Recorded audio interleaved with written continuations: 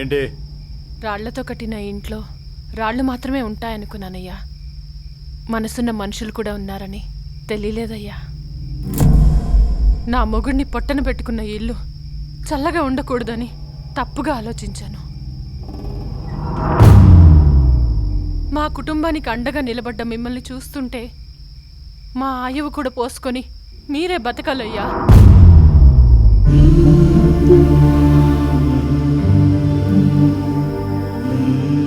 వీడి జీవితం నిలబడాలని సాయం చేశారయ్యా. వీడిని మళ్ళీ మనిషిని చేసి మీ ముందు నిలబెడతాను. ఈ ప్రాణం మీదయ్యా.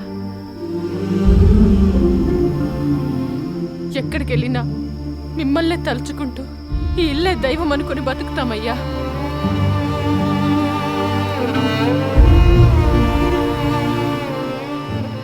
చచ్చిపోయిన అయ్య కోసమే బతుకుదాం అనుకున్నాను, కానీ జన్మనిచ్చిన అమ్మే పోతే ఈ జన్మ ఎందుకన్నా?